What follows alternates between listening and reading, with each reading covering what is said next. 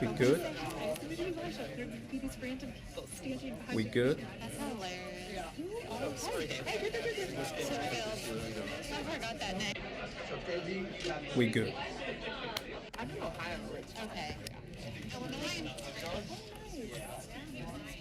Okay, very good. Uh-huh. Something was going on with their audio. Classic, right? Very good. Okay. Alrighty, very good. We're in, we're in.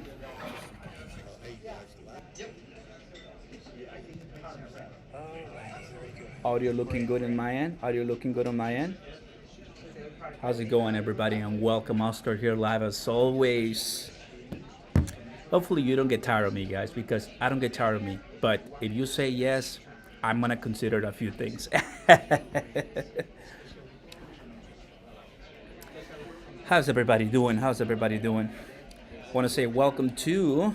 We got Planets, Axe. You got Chipper in the house. Welcome, fam. Happy to see you. Audio's looking good on your end too. Thank you, guys. Appreciate that a lot.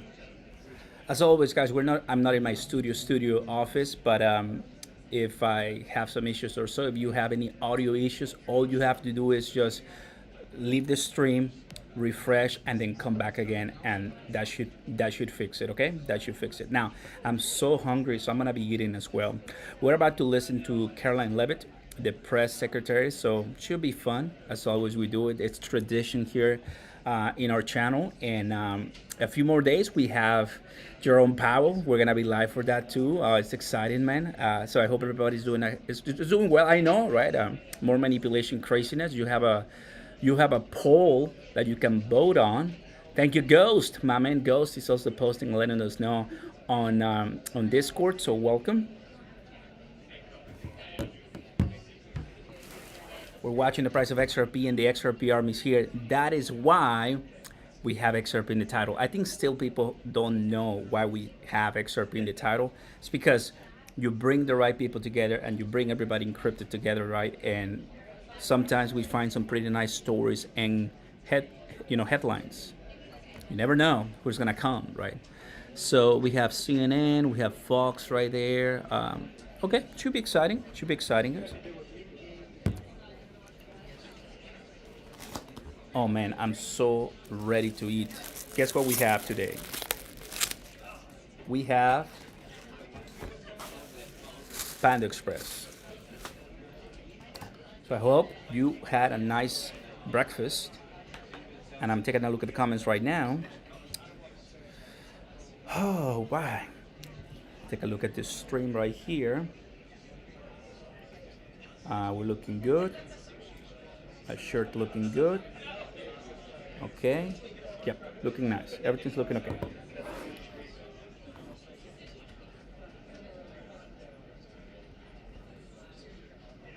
Awesome. You just ate your dinner. That's nice. Really, really good.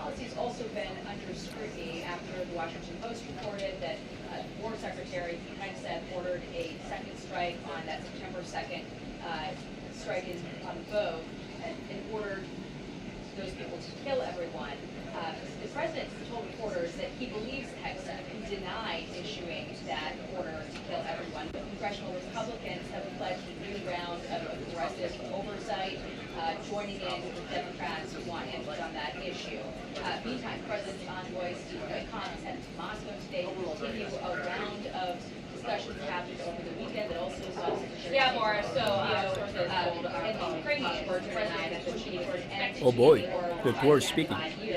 we are cabinet officials as well as national security officials on the next step regarding Venezuela. Those are the people that are expected to go include Defense Secretary Steve, also originally Prime Minister Benjamin Netanyahu about continuing efforts to Secretary of State Marcos Rubio and his staff, Deputy Chief of Staff, Stephen Miller, all of this as war. And tonight he is really been ramping up pressure on that, not only with those that strikes that they've been carried out over the last several months, but also Wow. discussion with the president himself of the state. What an absolute dead candle. Potentially having involved. Absolute dead candle. Wow. All those issues, right? Maybe Altcoins are getting just destroyed. That's it. That's the way to say it. But the second strike on that was off the coast of Venezuela back in September. A lot of questions over why we hear bipartisan pushback on Capitol Hill, and we want to look into it. So those are going to be some of the key questions. Well, I'm sure we'll address later in that meeting, but also in this briefing that is expected to kick off shortly. And all of this comes as we know that dozens of warships as well as thousands have been amassed in the region ahead of what the president said. You know, right now, staying on XRP, buying XRP, holding the good ones, but even the good ones are getting demolished. It's painful to witness 8%, 9% again at the beginning of December, where you know we saw a bloody Q4 for the months of October and November, and this is the way that we welcome a brand new one.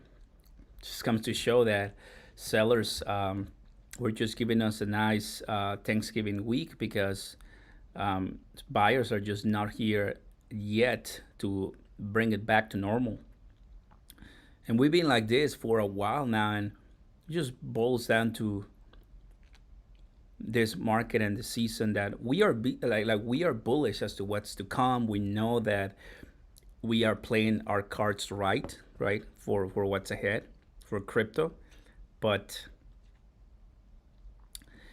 you know, holding XRP, holding Bitcoin, holding Ethereum, and holding the top cryptos is paying off really well because you're not losing 80, 70, 60% of your investment just in the last few months. We do have meme coins. We do have some other more riskier position, right? But it just amazes me how everything can get just deleted and wiped out. Like they do come up, but not before a massive correction that we're seeing. And these are prices that are scaring people, a lot of people. But I think now Q4 2025, not exactly what we envision. And there's people like even him, Tom, well, he was there. What is her name? What is her name? Emily. No. Wendy, there you go. I just saw her posting something about Tom Lee. It's this one. So Tom Lee calls for a new Bitcoin all-time high January 2026. So look, I mean, even the big institutional guys, are pushing their deadlines, are pushing their dates, guys. Are even the big ones, guys. And today, I don't know if you saw this guy, Peter. I mean, he's going in the offense. He's going full offense right now. Look at what he said. Today is the beginning of the end of MSTR. That is MicroStrategy.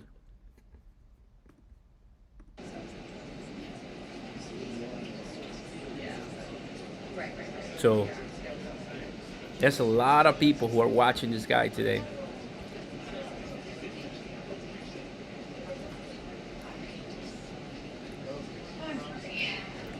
Now, remember, I mean, when there's max fear, when there's max pain, that's when all these guys come out from their caves, right? But I wouldn't bet against Bitcoin, right? And basically wouldn't bet against our industry. We're gonna come back stronger. That's what's gonna happen. Thank you so much, guys, for the happy birthday messages. Thank you so much. It was yesterday, and that's why I made the video today. I'm sorry because they really didn't want to give you that surprise, but I had no choice, right? I had no choice, but just go through the punches.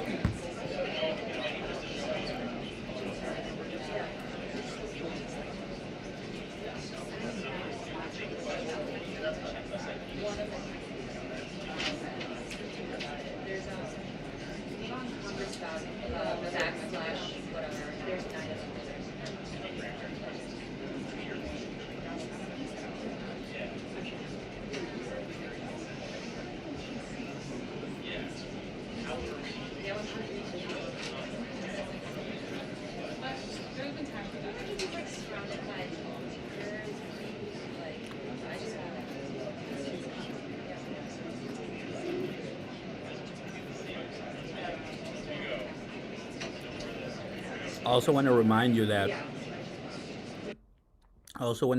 that the previous press briefing, she left early because there was something going on with some, they have plenty of events at the White House, and she was running to another one to catch up with the president. But hopefully this one, she can stay the usual, which is 30 to 40 minutes. That one, I think it was like 25. So everybody was like, but Caroline, what's going on? Caroline, why are you leaving so fast? She didn't even take any questions from CNN or so. So, yeah, I think hopefully we're going to get something that's much more complete, right? Much more complete. We also have other different pages to watch. Forbes breakings. I like Forbes. Oh, man, that's a bunch of ads. There you go. Oh, this one looks better. Ooh, wow. It's loud. I like this one. I like this one. It's pretty loud. Yeah, I mean, there's only 9.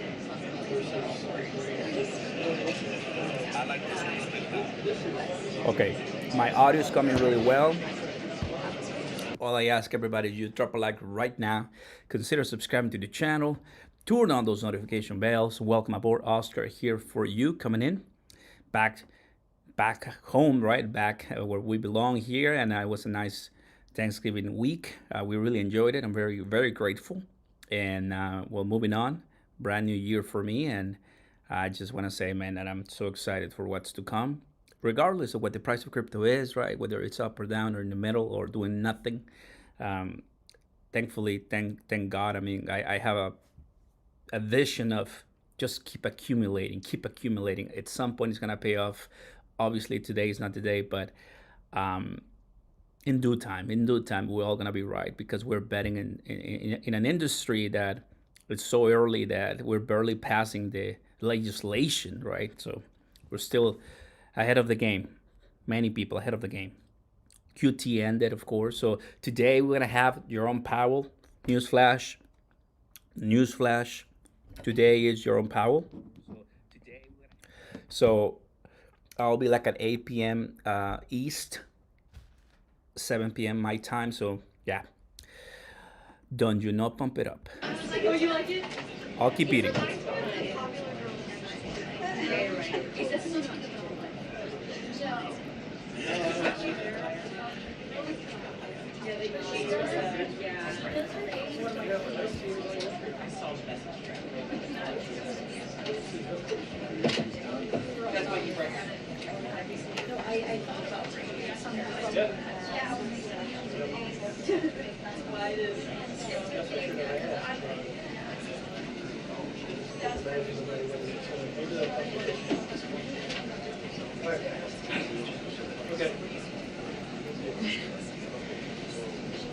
Incredible.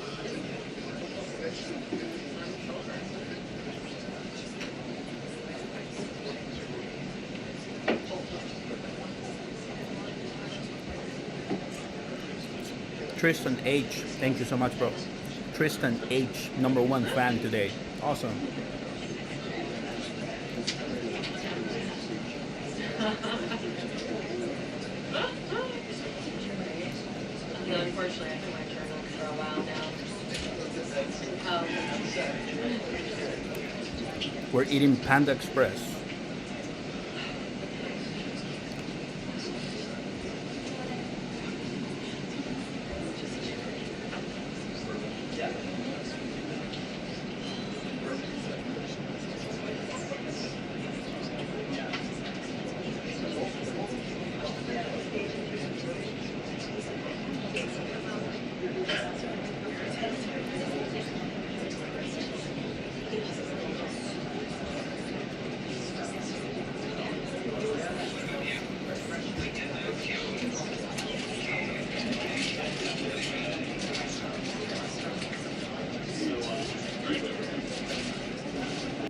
So as some of you know, I'm leaving my job and workers. Thank God, I'm gonna go all in on YouTube finally. And today, one of my students surprised me with this. It comes to show that I do talk about crypto, not like the entire class, but I tell them about my story and what I'm doing, and yeah, it's just what I'm passionate about and why I'm actually living, teaching at a university level. And well, they watch some of my videos and they're part of my community too. And I want to say welcome to all my students right now watching me. And this is an amazing reminder that you never know who you are reaching, right? You never know who you're impacting, changing their perspectives. And I'm grateful. I'm just excited, man, to receive so much love and care, not only from you guys, my XRP Oscar Ramos community, but also the people who see me, but the people who see me in real life.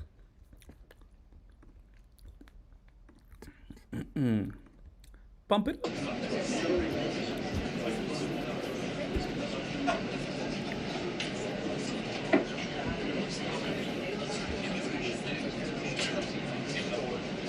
Anyone else portfolio reds? Right here, brother. Right here. Holding the line. Crypto Quest, I know, right? What grade did they get? What do you mean, Chipper? What grade do I teach? That's what you mean? When the market crash, rich people get happy. True. We're still holding strong, 100%. Bribe gift? Oh, I got it. No. She's gonna do well. No.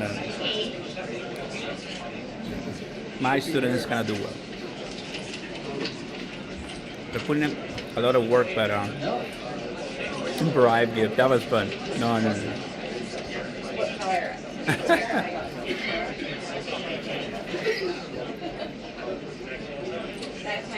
So, as expected and as always, right? This is supposed to be at 1 p.m. East, or it's already 1 p.m. East, 1:16 for them. So the TVs are not on, meaning that we probably have about 10 more minutes to go, assuming someone is gonna be there to turn on the TVs in like 2-3 minutes.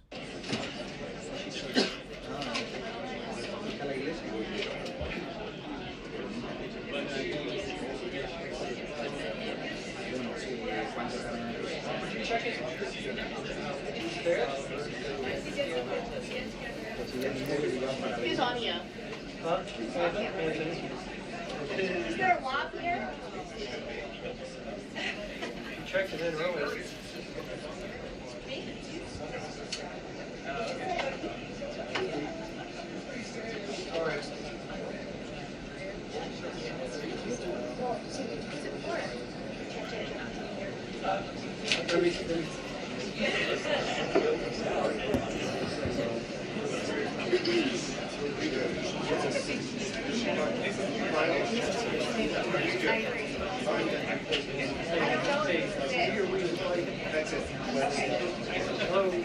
It was rolled up.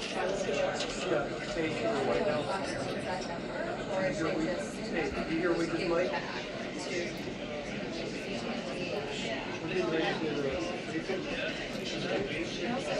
They didn't actually exit the chat. You can see. I was sending They didn't actually, they just said it was even more suspicious.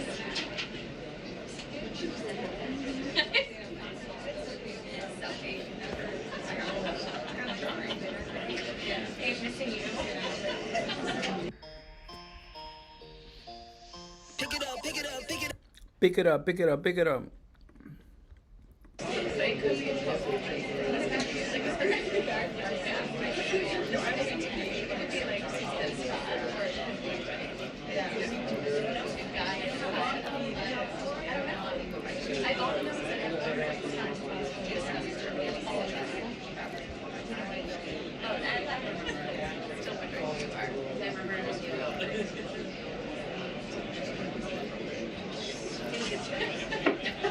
Thank you, Christoph. Appreciate that a lot. Welcome. You need an insider from the press from Oscar. Right? I mean, come on, bro. I mean, it's not even, doesn't sound like a bad idea. Of course, I give you that, granted, but until the biggest crypto channels have a say there, which I hope that eventually Coin Bureau or Alcon Daily, I mean, maybe one day. Because here's the deal. Listen. How many crypto questions are going to be in this press briefing? I can already predict 0. How many times they're going to ask about Bitcoin? 0. How many times they're going to talk about XRP? 0. Why? Because it's so early. Plus, although important for us and for our industry, there's other more pressing issues, right? Because here's the deal. This is just boils down to this, guys. It boils down to this. Crypto and making money in crypto is you versus the effort you put in. It's your problem. It's how am I gonna make money? Me. It's my responsibility. I am the owner of that action, of my fate, of what I'm doing. It's a me problem. What they wanna really talk about here is how the government is gonna help me. Between the two, which one do you think people care the most? Do they want to worry about their own actions and be accountable for their own actions and worry about and grow and become better people? Or they want someone else to fix their life, fix everything and all the bad and all the issues? Which one is more popular? So, crypto... the fact that we have a crypto AI SAR and a crypto administration and like a friendly crypto SEC and a crypto ETFs and a crypto reserve, Bitcoin strategic reserve, that to me is enough. Like, it's amazing. It's incredible because we are taking time out of our day to learn something nobody taught you in 18, 20, 25, 30 years in the system. So that's why it's not popular enough. It's early and most people just want a free meal. Most people want a free meal.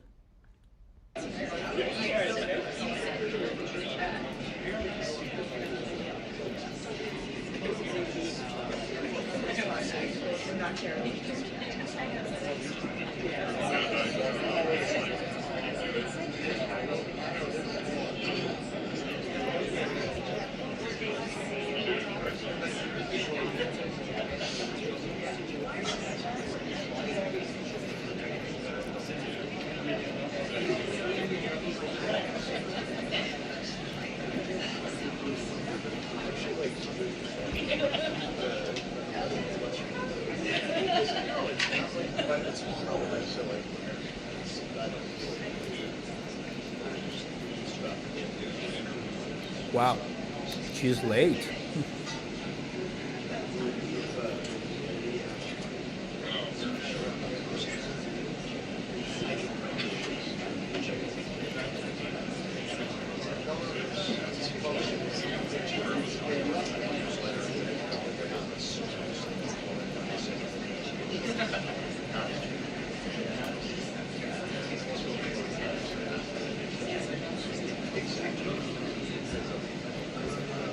She is late.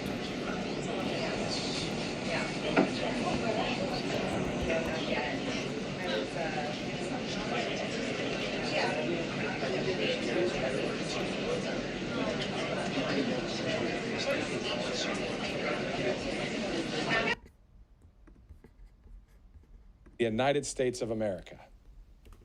It is extremely important. I mean, one of the first things that the Soviets did was to make all the media state media, right? So they can brainwash. And so if we did not have new media, you know, like RSBN, like, I don't know, War Room, right? Like the Charlie Kirk show, like the citizen journalist, and we would not be able to learn the truth. They would hide it. And if President Trump did not win, you know, like, we would have never found out everything that the deep state did, spying on Americans, you know, and doing all these things. Basically, that KGB does. They're doing, the deep state is basically using Putin's playbook against conservatives. I mean, look, religion, they were after Catholics, right? But if the people don't know the Catholic, remember they were the IRS was after Catholics, the parents were called the terrorists and the extremists. And I had experience with that. I had 2 kids in the public school system until we pulled them out and put them to Catholic school. So if there's no new media and no citizen journalists, then the people would not know that goes on, and they would think everything is fine. And then one day, all of a sudden, you know, you're converted to this. Perfect. Perfect, guys. Just fixing a few things here, making sure that we are good to go once they go live. All right, the elites, they're in charge of everything, and everybody else is equal, and they have nothing. Yeah, bro. We want to be ready for that. Perfect. There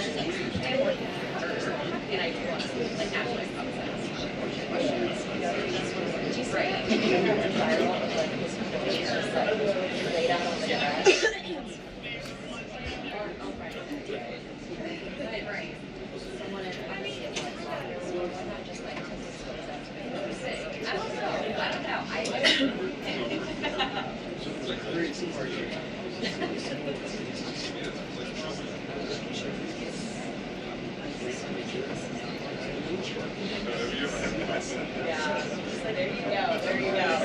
I like that. I'm going to use that moving forward. It's the nature of the beast. Yeah, you can't question it.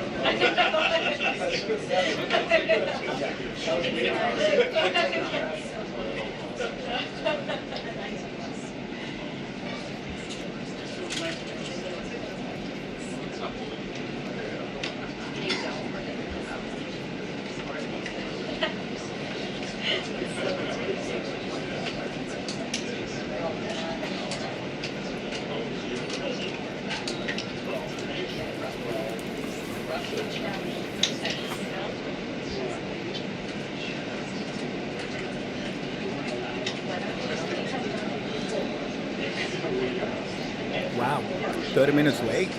Oh boy.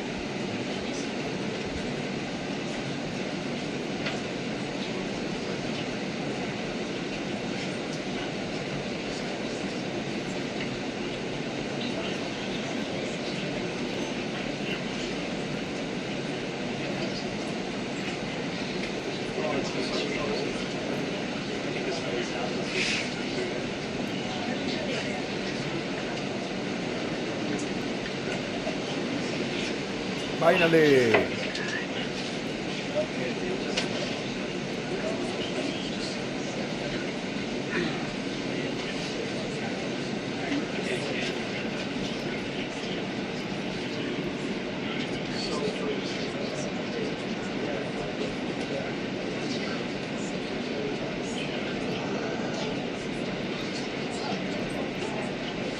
one's a little skewed.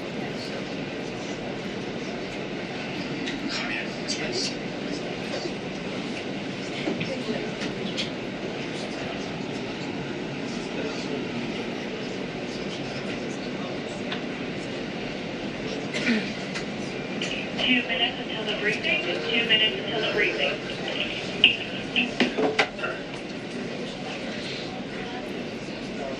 Two minutes, everybody. Almost there.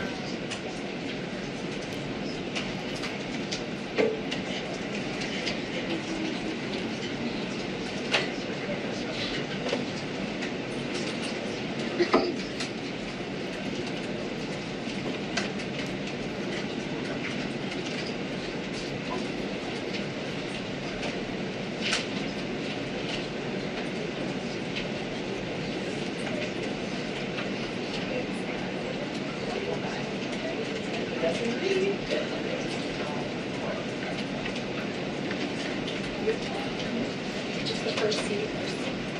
This one's Okay. not square. Yeah. So you got Ooh, something going on there. Seems like something going on there with the TVs.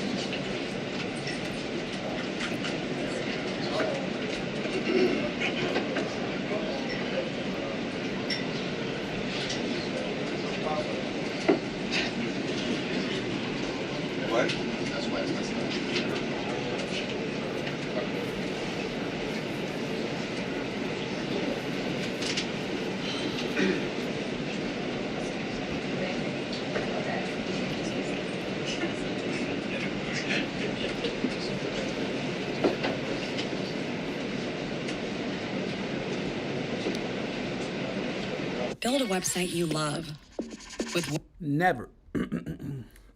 All right.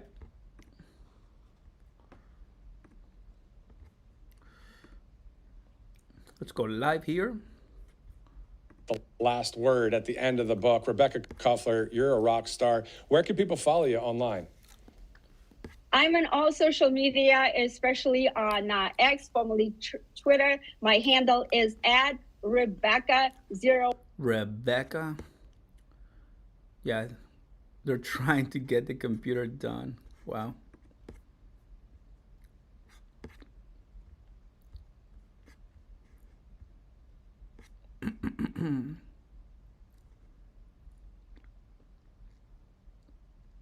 Okay, so they're ready, but the computer is not ready.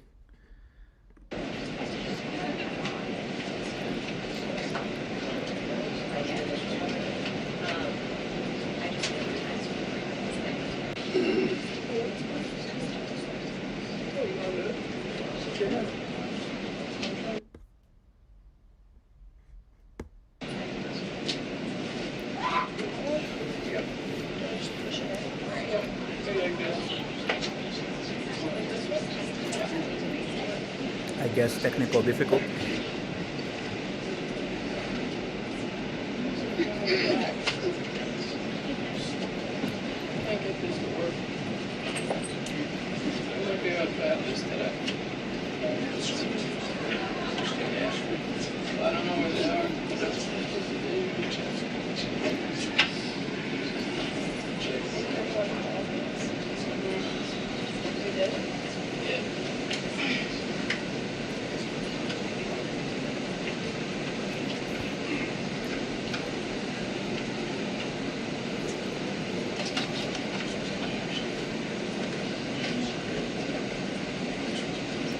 Come on, bro. Come on, bro. Everybody's watching you play right now.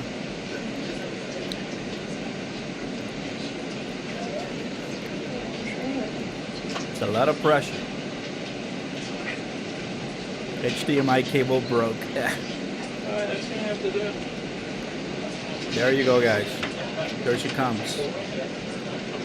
There we go.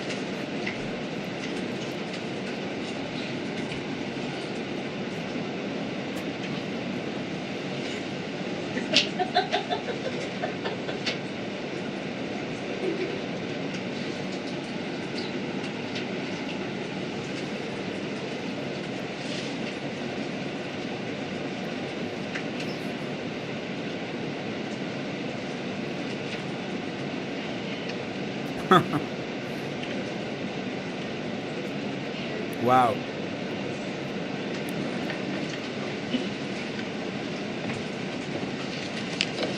Good afternoon, everybody. I apologize for my tardiness. We had some technical difficulties, as you could see, but I think we are ready to rock, so let's get to it. I'll begin this week with some scheduling announcements for President Trump's very busy week ahead. Tomorrow, President Trump will host his 9th cabinet meeting of the year alongside his incredible cabinet, who continue to deliver for the American people at a record pace.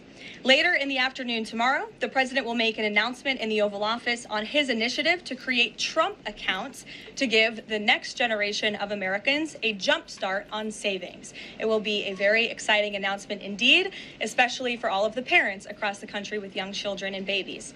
On Thursday, President Trump will host the presidents of the Republic of Rwanda and the Democratic Republic of Congo to sign the historic peace and economic agreement that he brokered. On Thursday night, the President and the First Lady will celebrate one of America's greatest traditions, the lighting of the National Christmas Tree on the Ellipse. And on Friday, President Trump will attend the FIFA World Cup final draw at the Kennedy Center. You all will be seeing and hearing from the President every day this week, so you have me today, and then he will take on the rest of the week himself.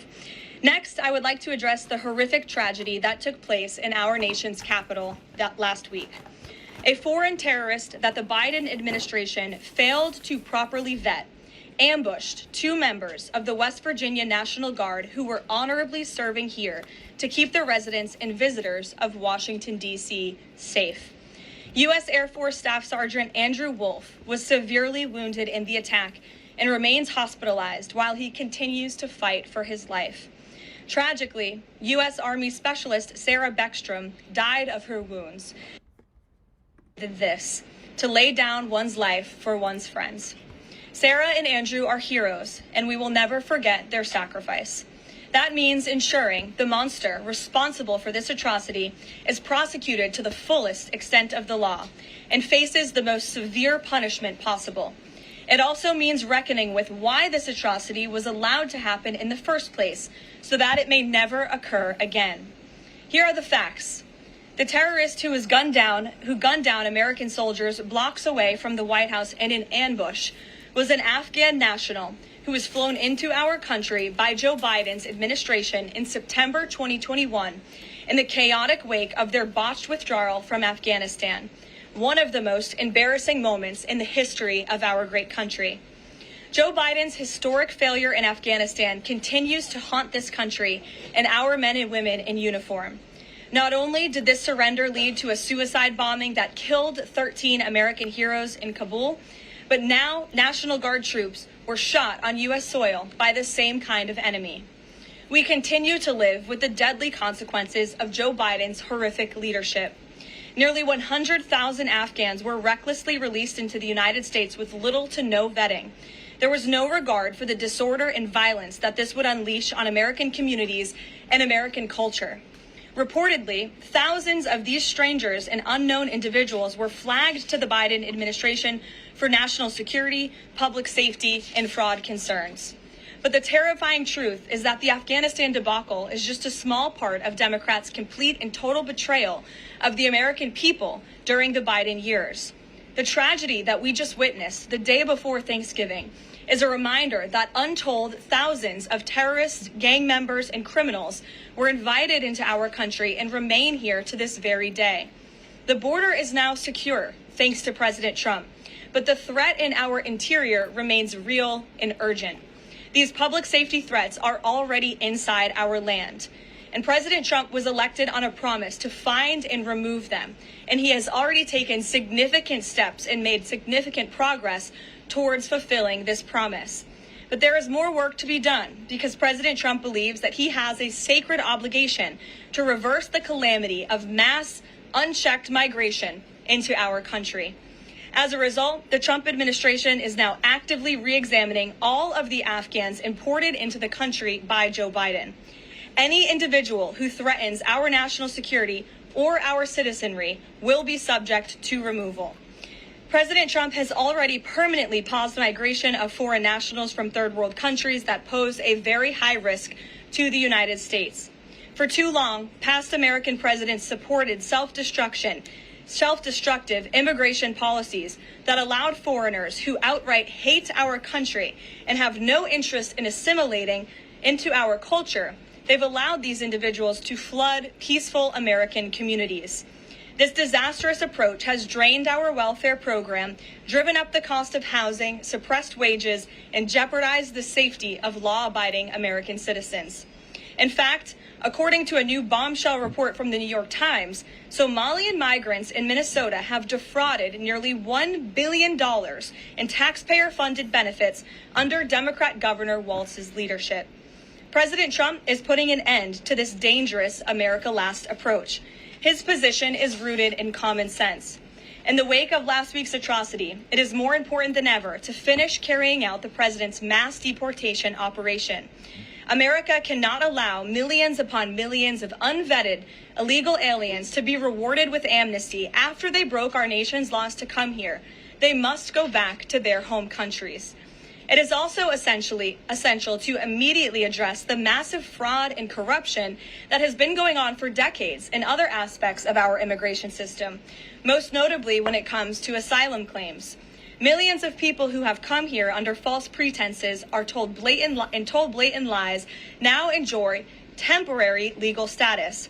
President Trump is ending this scam as well, and I would point out that the Democrats have tried to block this administration from doing so at every turn with lawsuit after lawsuit. The hard truth is that even when it comes to our legal immigration system, past presidents have failed to ensure that all prospective citizens love America, will add value and contribute to our communities, and will assimilate into our culture. Leaders have a duty to defend and advance the interests of their own people, not foreign nationals. Leaders also have a duty to preserve the integrity and character of our nation's national identity.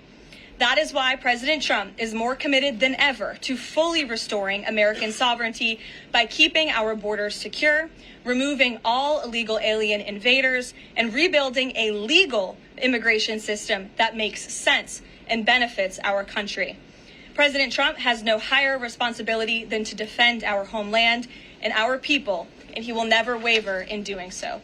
With that, I will open it up to questions, and we'll lead today with Isabel Brown, who is in our new media seat. She's a very popular face on television these days. She's built a great independent media podcast and platform with the Daily Wire, and I appreciate your being here, Isabel. Thank you for being Caroline. here. Appreciate it, and appreciate the briefing.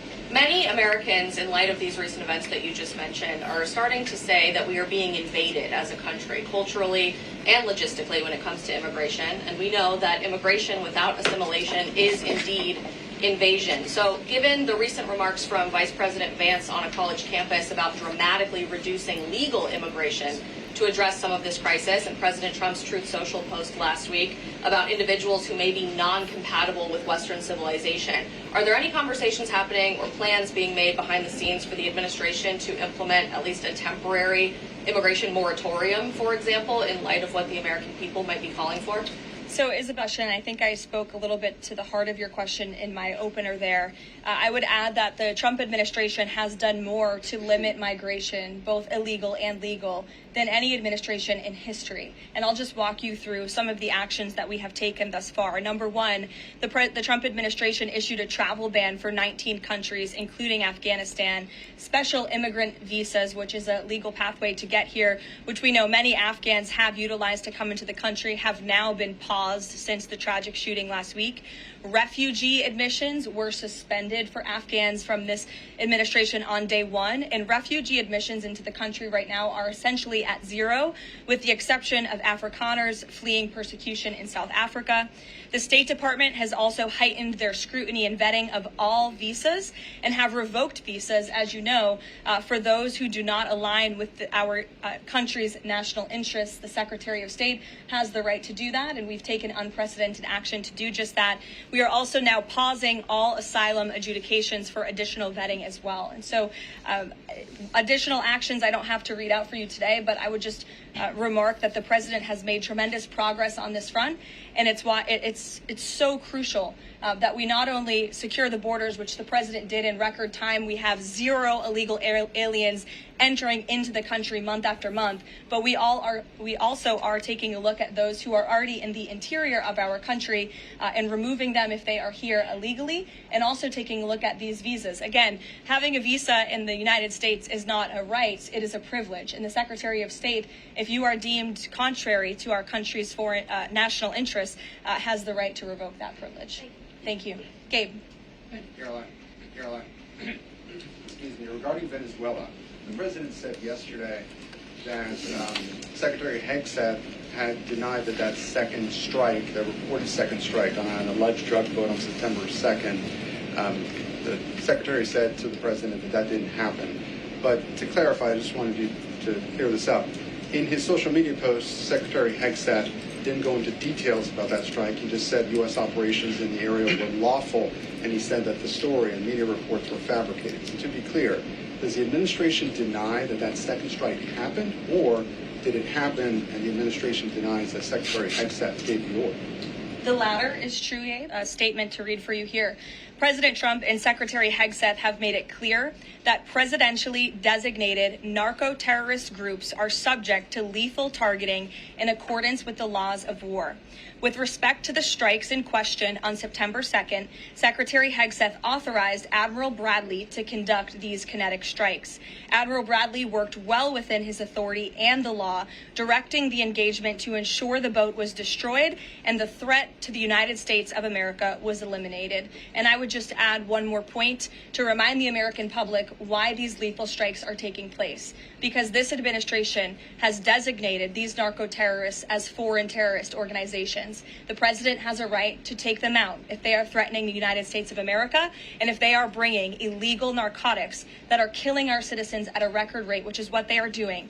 And under the previous administration, there was enough fentanyl trafficked into our country to kill every American man, woman, and child many times over. And so that's why you've seen a drastic difference in this administration's policy with respect to the last, and it's one of the many reasons the American public reelected this president and support this Secretary of War in conducting these strikes.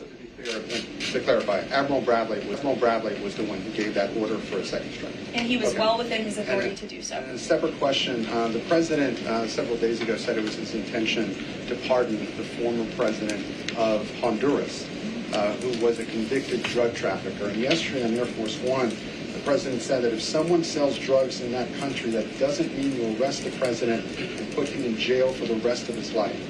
How is that different than what the administration is accusing Venezuela's Nicolas Maduro of? You're cherry-picking the a little bit yesterday, as he also said yesterday the people of Honduras have highlighted to him how the former President Hernandez was set up. This was a clear Biden over prosecution. He was the president of this country. He was in the opposition party. He was opposed to the values of the previous administration, and they charged him because he was president of Honduras. There were some other egregious facts that came out during this trial, and I would encourage you to report on them. His court-appointed lawyer was only given 3 weeks to prepare for trial. He shared that his conviction was lawfare by the leftist party, who, quote, struck a deal with the Biden-Harris administration. Hernandez has highlighted there was virtually no independent evidence presented, and many of his conviction was based on testimony from many admitted criminals who hoped that cooperating would reduce their own penalties. So the president heard the concerns from many people, as he does, and he's, of course, within his constitutional authority to sign clemency for whomever he deems worthy of that. Jack. Thank you, Caroline. Following up on Gabe's question, you said that the follow-up strike was lawful. What law is it that allows no survivors? The strike conducted on September 2nd was self-defense to protect Americans in vital United States interests. The strike was conducted in international waters and in accordance with the law of armed conflict. And then on this pardon for the Honduran president, does it at all undercut the administration's messaging while you have these congressional Republicans defending the strikes on the narco-terrorists and then a pardon for a convicted drug trafficker, does that make it more difficult for your members to defend your administration's policy? I don't think so, Jackie. President Trump has been quite clear in his defense of the United States homeland to stop these illegal narcotics from coming to our borders, whether that's by land or by sea. And he's also made it quite clear that he wants to correct the wrongs of the weaponized Justice Department under the previous administration. And Ouija, I'll call on you because I think we're wearing matching blazers today. Great minds. Great minds. Thank you, Caroline. Sure. So just to be clear, to clarify on Jackie and Gabe, did Admiral Bradley order that second strike because there were still survivors after the initial strike? Again, as I read for you, Admiral Bradley worked well within his authority in the law. He directed the engagement to ensure the boat was destroyed and the threat of narco-terrorists to the United States was completely eliminated. So was the initial order from Secretary Hegseth, everyone be killed, and did that come from President Trump? I saw that quoted in a Washington Post story. I would reject the Secretary of War ever said that. However, the president has made it quite clear that if narco-terrorists, again, are trafficking illegal drugs towards the United States, he has the authority to kill them. And that's what this administration is doing. Danny? Follow up on the MRI, because President Trump yesterday said that he would release the results of his MRI. Is that happening right now? It is happening right now. As part of, and this is a summary from the president's physician, and we will release it right now. I think my team has it teed up for all of you. I'll read it for you, and then you'll get it physically as well.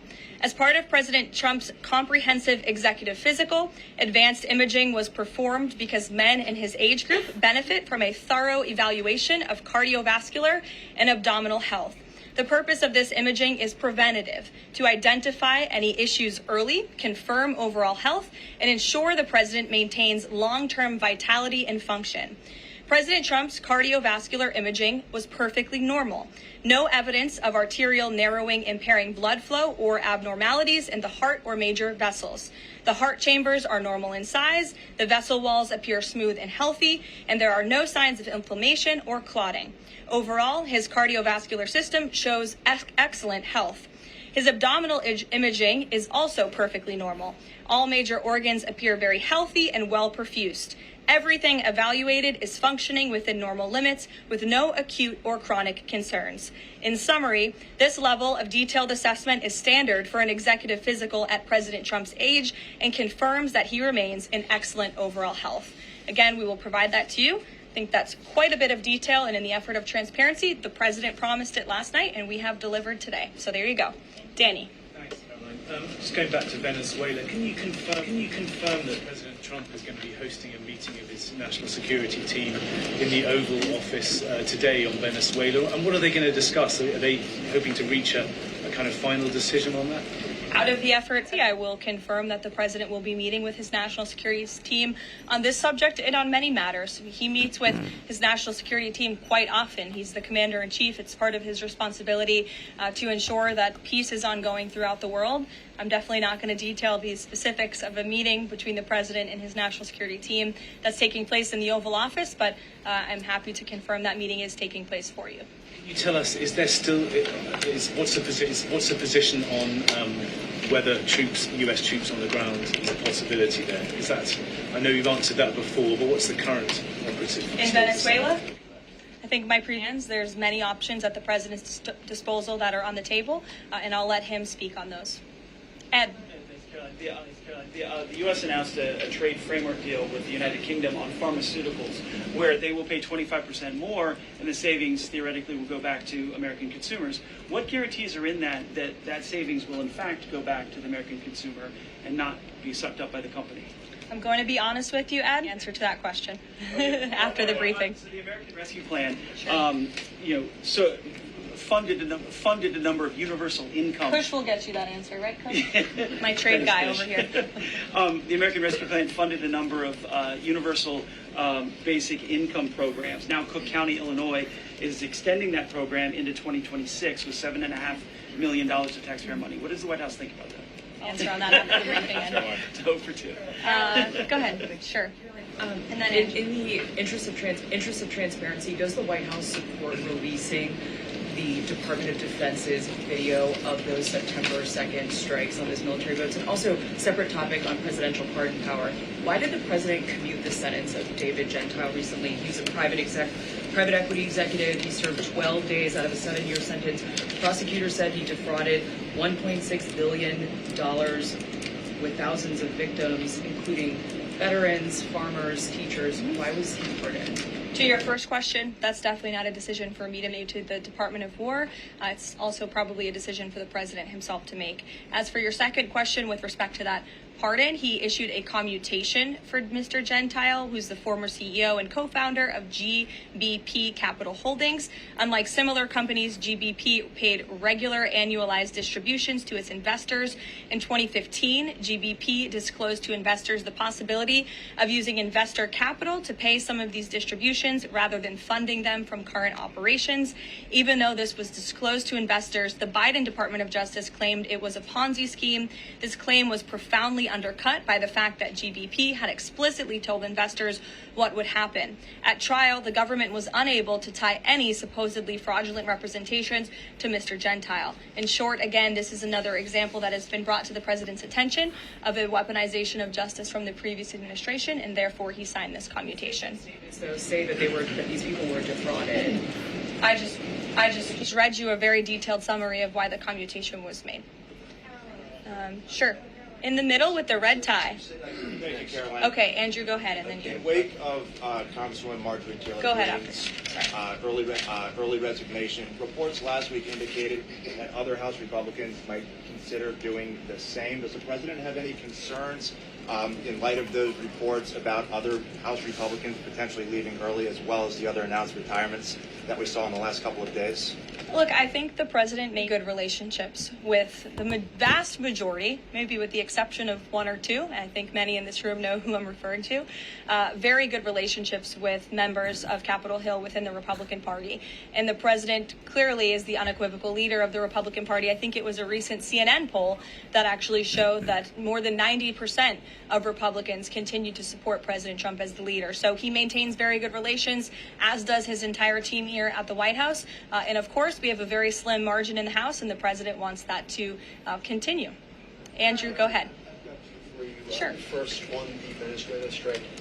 You said that second strike was in full accordance with the law of armed conflict, but the Navy's own manual of law of war says that specifically firing on survivors from a wrecked vessel is an example of a war crime that's forbidden under U.S. law and the law of armed conflict. So how was that second strike in following law of armed conflict and that second operation? Again, Andrew, I would reiterate to you the strike was conducted in international waters in accordance with the law of armed conflict. And since somebody asked about Congress and it's sort of related to Venezuela, I also want to add that Secretary Hegseth spoke with members of Congress who may have expressed some concerns over the weekend. And there have also been 13 bipartisan briefings to Congress on the Venezuelan strikes. There have been a number of document reviews for members of Congress to review the classified DOJ Office of Legal Counsel opinion and other related documents. 29 senators and 92 representatives have reviewed those documents, which is about 2/3 of those are Democrat members, and they have been made available to all 100 senators, all 435 members of the House, and to general counsels of the relevant committees on a bipartisan basis for their review. Immigration, during your topper, you said, and I quote, leaders also have a duty to preserve the integrity and character of our nation's national identity. Can you explain what you mean by our nation's national identity and integrity and character, and how would refugees, people coming from war-torn places who are seeking a safe haven in America, like many of our forebears in this room, not add to our nation's integrity and character of our national identity? I'll tell you what does not add to our nation's character and integrity is refugees who come here under the alleged plight of asylum and fleeing persecution, and then come to the United States to abuse our system and rip off American taxpayers. And as I pointed out, the New York Times, to their credit, it was about 6 months too late, but they did write about how Somali immigrants in Minnesota have been ripping off American taxpayers. In fact, 86 people have been charged in a rampant and widespread fraud scheme spanning multiple programs in Minnesota. Of those 86, 78 of those people are Somali, 91% of them charged. So far, 59 of those people have been convicted for their roles in fraud plots that have stolen $1 billion from taxpayers. In one scheme, and this is egregious, a nonprofit and its affiliates with these Somali migrants claimed to have fed tens of thousands of American children during the pandemic. They were reimbursed for those meals by taxpayers. However, federal prosecutors found that almost all of those meals were never even delivered to hungry children. In fact, those organizations' leaders spent the money on houses, luxury cars, and real estate in Turkey and Kenya. Another scheme involved hundreds of organizations who were reimbursed for services that were supposed to help people at risk of homelessness. Once again, those services were never provided. All of this has happened under Democrat leadership in a Democrat-run state where these refugees, these migrants are coming to the United States. They are abusing our system. They are draining our resources that should be going to law-abiding, taxpayer-funded, tax-paying Americans. And this president is not going to put up with it anymore. Rachel. Thank you, Caroline. Just to follow back up on the Washington Post reporting, so much of the concern from Democrats and Republicans is focused on the survivors. Why won't the administration either confirm or deny or reveal whether or not there were survivors after that initial first strike? And what imminent threat would two survivors pose who were clinging presumably to the wreckage of that boat? Again, as I think you guys are sort of not listening fully to the statement I've provided, Admiral Bradley worked well within his authority and the law, directing the engagement to ensure the boat was totally destroyed and the threat to the narco-terrorists, to the United States, was eliminated. And for any further questions about his thinking, I would defer you to the Department of War. I obviously wasn't in the room for these. Just to follow up, Caroline, just on the administration's policy when it comes to survivors, was there a change in policy after this strike on September 2nd? The Washington Post is reporting that these two survivors were killed after a second strike, but then in October, two people were rescued and returned to Colombia and Ecuador. So was there a decision that was made to handle survivors differently after these strikes? Not to my knowledge. Steve. The president confirmed that he spoke to the Venezuelan leader. Are you trying to negotiate his departure? Is there an asylum deal underway? President, as you know, last night on Air Force One, I don't want to comment on that, but I did speak to him in the effort of transparency. So there you go. You got your confirmation. I'll let him speak further if he wishes to on the details of that conversation that took place. Witkoff is headed to Moscow. How close are you to some sort of Ukraine agreement?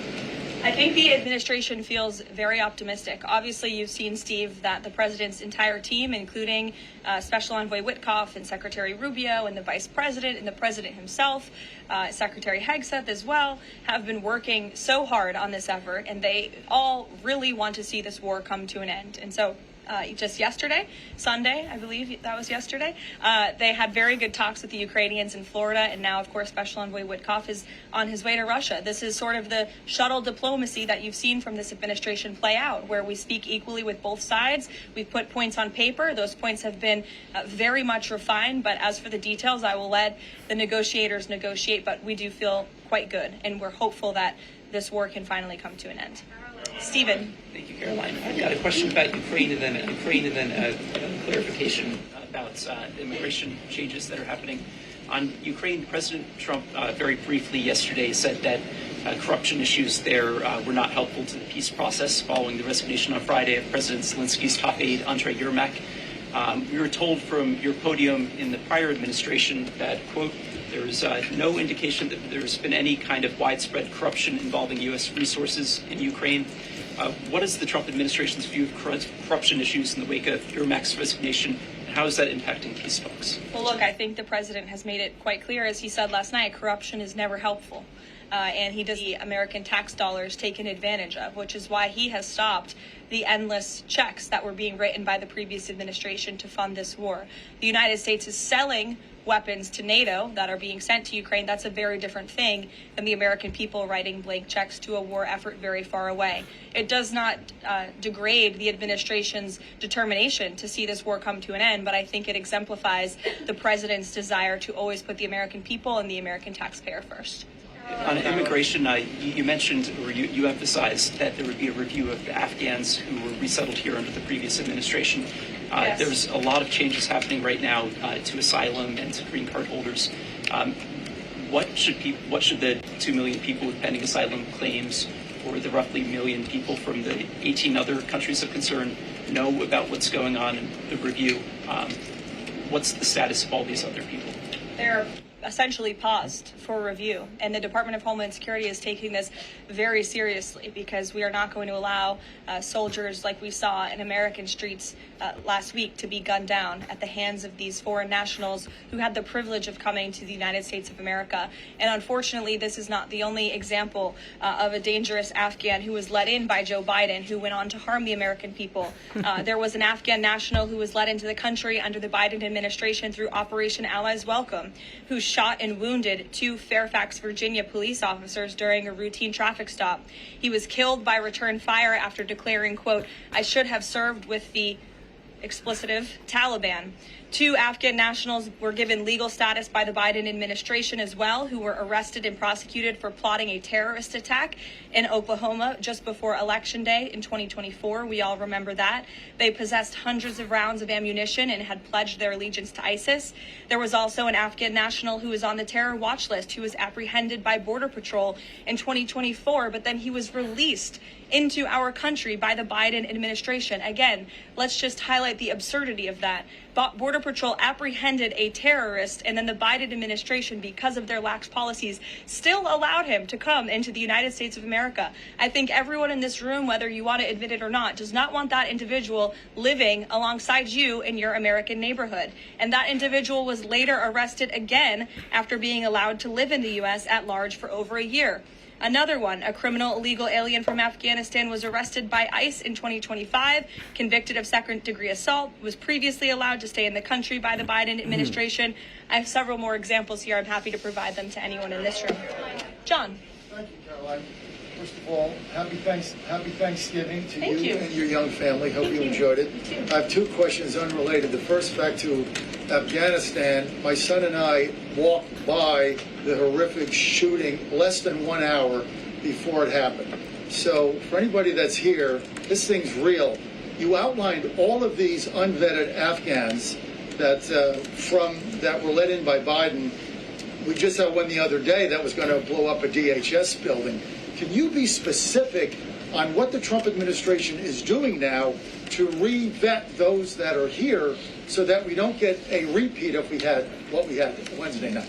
Sure. I can tell you things, and I would defer you to DHS for more of the specifics, as of course they are leading this effort. And I can assure you Secretary Noem is on the ball. I've spoken with her and her team, and they have an all-hands-on-deck effort to having resources go towards this. But we have paused all asylum adjudications. And then, of course, the special immigrant visas, which we know many Afghans utilize to come into the country under the Biden administration, have also now been paused. And I would just point out one more time that the Biden administration was responsible for the original sin that led to this tragic killing last week, the botched withdrawal from Afghanistan. He was responsible for Operation Allies Welcome, which is something that this White House and the people behind this podium in the last administration fully and wholeheartedly embraced. And they assured the American people there would be no risk or no harm to them. And as I just laid out for you in those many examples, that unfortunately and tragically has not turned out to be the truth. Just ask the families of these 2 brave National Guardsmen, one who is no longer with us and one who continues to fight for his life. So I know the president is wholeheartedly focused on this effort, and I think unfortunately these events do remind us why it's so important that the president's mass deportation operation continues. With that, follow up.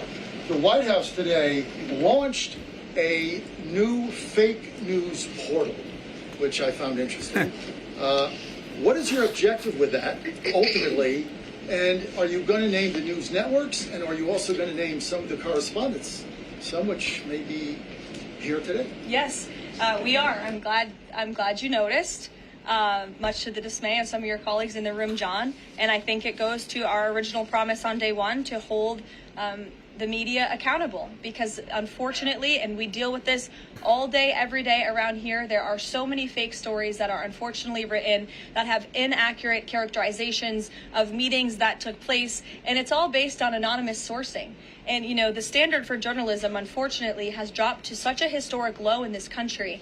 And again, we deal with it every day, where you can have an anonymous source who has no idea what they're talking about, zero credibility, call up a reporter in Washington and say, hey, I heard this. And then the next thing you know, it's on the front page of the New York Times. It's really incomprehensible. We appreciate the journalists, some of those who are in this room who do reach out for comment, who try to get things right, and there are some that remain. But overwhelmingly, the fake news that we see pumped out of this building on a day-to-day basis, it's honestly overwhelming to keep up with it all, and to constantly have to defend against these fake news and these attacks.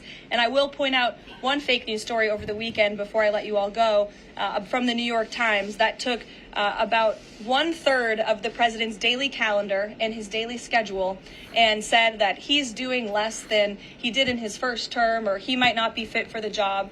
That is unequivocally false, and it's deeply unfortunate that this story was written by the same outlet and the same reporter who wrote this: Biden is doing 100% fine after tripping while boarding Air Force One. Oh, same outlet, same reporter who wrote that President Trump is not fit for the job. Are you kidding me? You all see him almost every single day. He is the most accessible president in history. He is taking meetings around the clock. Another one. Biden declared, quote, healthy and vigorous after his first presidential physical. I don't see headlines like that too often about this president. Again, same reporter, same outlet who wrote falsely over the weekend that President Trump is not fit for the job. I can assure you he absolutely is. You all see that with your own eyes on a daily basis, and the president's physician has now given you all 3 detailed reports on the state of the president's health. So with that, I will leave you all, and we'll see you tomorrow. Thank you. Thank you. Thank you, everybody. That was a good one. About 40 minutes, exactly what I said, closely to 40 minutes. Welcome, fam. My audio is doing well. Let's go. That's really nice. All right. So we got a nice, delicious dip for all crypto. As I was explaining before the briefing, it is a gift. My birthday gift to all my everybody here holding XRP and crypto. I mean, it's crazy, you know, how this has been, and I've seen it from different sources. One of the worst Q4s that we've seen on post-halving year. What a tragic performance by the crypto space. But I think it does help if you still want to buy crypto and still want to be a part of this and still want to buy some cheap XRP, because we are at under $2 and $2 XRP. What a nice blessing. I want to show you this one that I found on X. Man, I feel it. I feel it so much. The first cut we had was back in, if I'm not mistaken, September. So we had one September, one October, and we're probably gonna have one for December, right? So we get a cut, we dump. We get no cut, we dump. Gold is pumping, we dump. Government shutdown, dump. Government reopens, dump. I know, man. It's been a crazy bull run so far. And somebody call it is the new dump run. This one, I'm gonna steal this phrase, dump run. Man, that is exactly how I think a lot of people are feeling. But we're still gonna be here, so we're not leaving. Guys, hope you enjoyed this time with us. I want to say thank you to my fans. We got let me see if I can see that. Oh, there you go. Peter, Monkey, Crypto Rich, thank you, you all. I see TJ also here. Thank you, TJ, for being here too. Thank you guys for being here and joining us. Later today, we're gonna have Jerome Powell speaking, so I do want to be live for that one, so FYI. Man, well, the president is gonna be doing a bunch of things tomorrow and this week. Today we have Caroline, so It's gonna be a very active week as we end the day and we end the week, and as we're ending 2025. But I'm bullish. I mean, we have everything we need, but as of right now, crypto remains shaky in choppy waters. We're at $80,000, and just all of a sudden, right, we reject again that middle of the Bunger bands, and we're approaching again another support level of $85,000. So we're strong holding that line, and we gotta be waiting for a few more things before the market rises again. You all, thanks so much. JB in the house, TJ in the house, Boca, I see you there, bro. Welcome. Boca was like, we have any anti-Trumpers? Powell hands resignation. Oof. No, I don't think he's gonna resign. He's not going to. He's gonna complete everything he has till the May 2026, but that'll be something unexpected, and I don't think it's gonna happen. We'll see, right? We'll see for sure. Links down below, guys, so you join us on BTCC. Drop a like too. Consider subscribing to the channel. We'll keep you in the know, and we'll continue watching and holding the line. That's what we do all the time. Let's go ahead and take a look at this, how the poll ended. We got a whopping 1.9 thousand votes. People saying, "True, stop it now. I want to pump." A lot of people do want money in their pocket. I get it. Staying and holding the line. Catch you next time, guys. Thanks for watching. Peace.